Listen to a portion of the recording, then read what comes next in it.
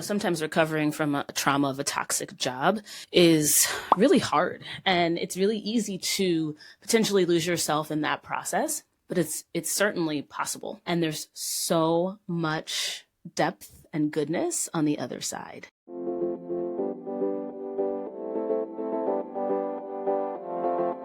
Dr. Mel, licensed clinical psychologist and badassery architect, and I help women who are feeling stuck and underwhelmed with their prescribed lives step more fully into their most bold and authentic life by letting go of limiting beliefs, becoming badass boundary bosses, and developing connections where they feel truly seen and understood. So I am going to tell you a little bit today about what I did after I quit my toxic job 7 years ago and what life has been looking like since then.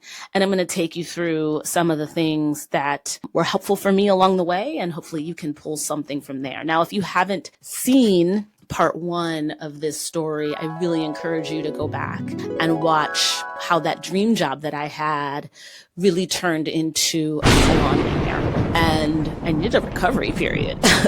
I don't think people understand that even though you're not getting physically attacked, that emotional trauma is deep. And especially when it's ongoing and you don't always know what's happening, it can be so much more deeply ingrained, and recovering from that is such a big deal. So let's talk about what happened. So I quit that job, and I knew that I had to turn this side hustle, because that's what it was, into a business. But I think when I first quit, I was really just focused on the fact that I didn't have a job anymore, and I wanted a breather. I think one of the biggest things I did right away was I chopped off all my hair. Now, I had been relaxed for, I don't know, at least 30 some years, almost all of my life. And I didn't know anything about natural hair, but I knew that I wanted to chop off my relaxed hair. Now, I'd played with hair throughout my career, but I definitely think I was attached to this idea that straight hair meant professionalism. And that didn't sit well in my spirit. I knew that it didn't, but I didn't know what the alternative was, or what else I was supposed to do if I didn't have relaxed hair. The thought of natural hair wasn't something that I was used to, or even something that I necessarily grew up around. So I decided to chop it all off. And you can see here what that looked like. And it almost felt like a shedding of all of the stuff I had been holding on to. Because remember, my initial plan was to work my way up the academic ladder, right? I was supposed to be becoming a full professor and have these amazing positions. And so me letting go of that was a really big deal. And I knew that that shedding meant something to me. And if you look, I think it's so interesting for me to look at my headshot from my last job. You can see that here, and the transition into what my headshot looks like now. And it just tells an entirely different story and gives an entirely different message. I know the person in this most recent headshot is who I am when I'm fully living comfortably in my skin. And me quitting that toxic job gave me the space to figure that out. So once I quit the job and I cut off all my hair, I also had to start thinking about the fact that while I would have loved the idea of just living on my husband's income, the way our lives are set up, we couldn't do that. We needed dual income. So I had to bring in some money. Now, there's no lies going to be told on here. So I'm just going to name it was rocky in the beginning. It wasn't like the clients just started flowing and pouring in. I had about 6 clients in my private practice when I quit, but that's definitely not enough to make decent money, right? That I can contribute to my family. So I had to turn this side hustle into a business. And I worked really hard at that. I started doing all of the business related things. I got a website.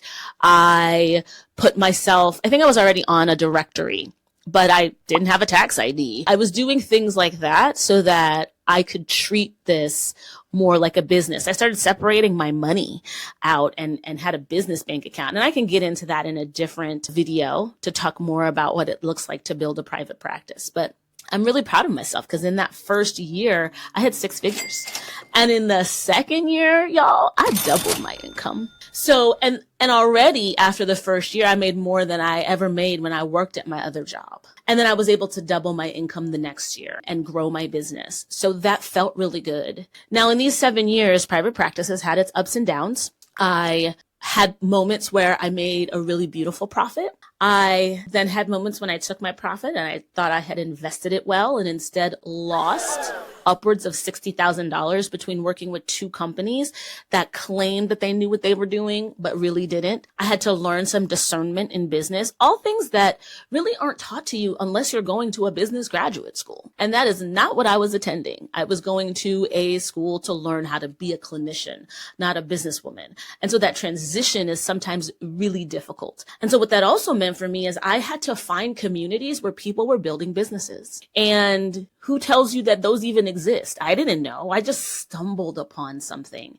and learned that there were other women of color. And for me, as a woman of color, I wasn't seeing a lot of me when I was in my workplaces. And so to find this community that is women of color building businesses was so huge in me making a transition between working a 9 to 5, where all these systems are really set up for you, and moving into a space where I've got to create the systems. I have to find the systems for myself, right?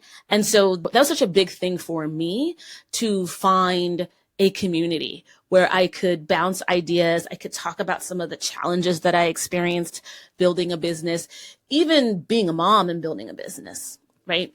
So that particular piece was really important to me and has continued to be in these 7 years since I quit that job. So the other thing I've been able to do in these 7 years is focus on my babies. So I have, I was about to say 7 girls. Y'all, I do not have 7 girls. God bless all the people who can have 7 children. I cannot. I have 3 girls, and I got a gift when I quit my job. So I quit my job shortly after having my 3rd. She was maybe 4 months old, 5 months old. And the gift I got was being able to spend more time with her, something that I didn't get when I had my other 2, because I had to go back to work. And I didn't realize how much that was valuable to me. Being able to have more time with my baby, breastfeeding her for longer than I did the other ones, taking her to the park in the middle of the day. That was so joyful for me. And I didn't know that I even could do that, or that that was a gift that I needed or wanted, but it felt like I could spend more time with them. And that has continued, not just with her, but with all of them. Not having a 9 to 5 means in the middle of the day, if there's a play or there's a performance, I can go. That means if they need to get picked up from school when they're sick, there's no rushing home from the city, from New York City to New Jersey to try to get them and finding the buses and the trains that make it possible for me to get to them on time. There is an ability to show up for parent-teacher conferences, right? There's so much that you can do. And it's not just that I can go, because it's not that you can't go when you work a 9 to 5. But the difference is that I don't have to ask anybody for permission to take the time off. I give myself permission. I move my schedule around so that it can work, so that I can show up for them and be present for them in a way that I wasn't able to be present when I had that 9 to 5 job. And it wasn't even that it was just the 9 to 5. It's that it was draining me. So it made it so hard for me to show up as that kind of mom. I got emotional for a second. So you don't even realize how so much what is draining you until it stops, right? You don't even realize how much of an impact it has on you until it's not impacting you anymore. So being able to be present with them was so big. I think the other thing that happened is I got to be involved in their school lives. And I still get to do this, right? I joined the PTA. I was one of those moms. I was on the board of the PTA, right? I got to help out with my daughter's soccer team. I started a committee and was the head of it at my daughter's school on anti-racism and equity. So these are things that I could have never done. I was able to participate in community activities. I remember joining a group and going to these community talks around a show that everybody was watching. Just things that I just didn't even have the mental space to do when I was working my other job. And then I think how that translated is it meant that I found other ways to fill my cup that I didn't have space for before. I think one of the biggest clutch moments in this past 7 years was during pandemic. And I noticed it, right? So pandemic happened for all of us, obviously. And at the time I had my own practice. And so when I recognized that everything was shutting down, I actually moved my practice to all virtual before the whole country shut down and we had to go to shelter in place. And that was great because the transition was a lot easier for me. It also meant that I could be there for the girls. But where it came in handy is when shelter in place ended and everybody had to go back to work for a certain amount of days or time. I didn't have to. That wasn't a requirement that I put on myself. I stayed home, especially because remember, it was crazy during that time. Like these kids were going to school some days, not days. If there was a case of COVID in the classroom, then everybody had to go home. And that would happen at this drop of a hat. And being able to work from home meant that it didn't disrupt our work lives to be able to be there for the kids when we needed to be. And I think that was so big, especially as people are in this return to work space. I don't have to return to an office. I still work from home. I'm still here every day when those girls come in the door. I'm still here to run kids around, even though sometimes it's exhausting. I'm still here to run them around to their practices, to their activities. And I wouldn't have had that gift if not for working for myself. I mean, even last week, I was able to show up at my daughter's high school soccer game at 4 o'clock in the day. If I was working a 9 to 5 where I had to go into an office, there's no way. I would either have to leave work early, take days off. None of that is necessary because I'm the boss. I think another thing, the other thing I was able to do was figure out what else I wanted to do. And I really wanted to continue to teach and influence the next generation of mental health professionals.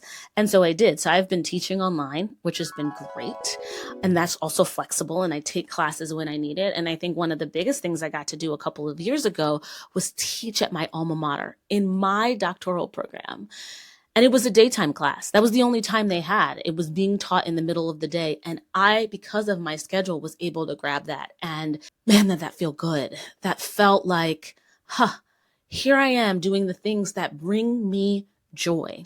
And it all comes because I was able to let go of toxicity. I was able to take this dream that I had painted for myself. Because remember, I painted the picture of what the dream was supposed to be like. And then the dream got shattered because it was a nightmare. So I had to come up with another dream. I had to rewrite it. And in some ways, y'all, I'm rewriting it as I go. And that's okay. But it was great to be able to step into this place where I could teach. I've also stepped into my personal brand, Dr. Mel, where I do coaching and consulting and training and speaking. I love speaking. I love being on stages. It definitely, again, brings out that badassery in me because I feel lit up. Like I get that joy deep down in like my gut and my spirit when I get to be on stages. And so I've also been doing that over the past 7 years. And I'm gearing up for some more things. And so I'm looking forward to that. And I'm looking forward to sharing with you business stuff when it comes to breaking out on your own, shedding the dead weight, talking about more authentic living, and just sharing. I love to share. I want other people to be successful. I want them to experience what it feels like to step fully into your badassery, to have that feeling where I'm doing something that lights me up from the inside. I'm showing up and making decisions that light me up from the inside. And the only person it needs to light up is you. Nobody else gets to determine what badass is for you.